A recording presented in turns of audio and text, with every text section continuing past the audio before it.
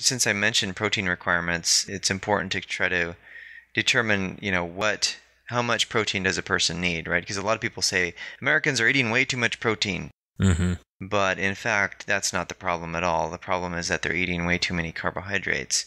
And that's resulted in all the obesity and overweightness that we see in our culture. But the protein is really important to get enough protein for your muscle system and the lean body mass that you have. So if you strip your weight of all the fat, which includes the fat in your neural system, you end up with your lean body mass, your bones, your muscles, and other connective tissue. And what is the adequate amount of protein to fuel that? I've seen various charts. Barry Sears has a good chart to calculate that too. But depending on your size, and how much activity you're getting, at least 100 grams a day, I think, for most men, and maybe a little less for women. And I know in the weightlifting world, they say, like Muscle and Fitness magazine, they always said 1 gram of protein for every pound of body weight. But typically, more realistically, you're looking at 1 gram per kilogram of body weight, which is 2.2 pounds. So if you do the math, a 200-pound person, which is a pretty hefty guy, is going to need at least 100 grams of protein. Yeah. And if they lift a lot of weights, then they're going to need obviously more protein than that. So that's just a good rule of thumb.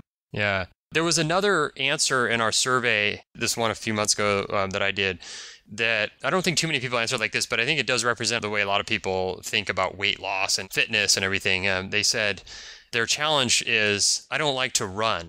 Mm-hmm. I saw that and I'm thinking, yeah, I know a lot of people don't like to run. I happen to like to run, but everybody's different. Everybody likes different things. That's definitely not something that you have to do if you want to lose weight. And exercise is really important, but as we've talked about, it shouldn't be the number one thing that you concentrate on in terms of getting down to your ideal weight. Mm-hmm. So, I just wrote an article that actually touched on this. And in that part of the article, I said, just make workouts fun and interesting. The great thing about exercising is that there are so many healthy forms of it. Yeah. You don't have to be stuck doing one thing. So instead of doing the traditional workout of running or getting on a treadmill, you can participate in a group sport. Mm-hmm. So if that's not your thing, you can do yoga. If that's not your thing, just try putting in some headphones, listening to some music. I mean, there's all kinds of ways to make things fun, and it doesn't have to be all one thing. Yeah, the iPod is kind of a savior for various monotonous routines and exercise regimens. I mean, it really can feed your brain as you're working your body. I don't really like to run unless there's something big and scary chasing me. So I find other ways, different activities, volleyball and running on the beach, sprinting type of exercises, and also weightlifting and so forth. But in order to maintain a healthy body, it's really contingent on the types of foods that you're eating and the way that you're eating. And so exercise is an added bonus. It has all these other benefits. But in terms of weight loss, if you're running or you're not running, it really matters what sort of foods you're eating in terms of, being able to keep your weight at an optimal level and lose the extra pounds that you have that you want to lose. So it's almost as if someone that says I don't like to run can use that as an excuse for eating the foods that they're eating, which has resulted in an unhealthy sort of physique. Yeah. So there is the psychological factor that comes into play once again there, isn't there? Definitely. And going back to the exercise, last year I spent a couple months in Australia and I was walking every day for about 2 to 3 hours. And when I was there, I lost about 8 pounds.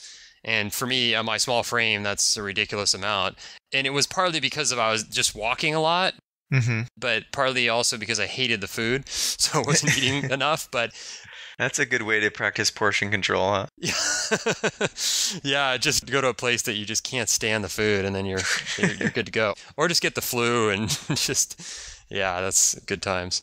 But yeah, I mean, walking can be a great exercise too. Just moving your body is really good.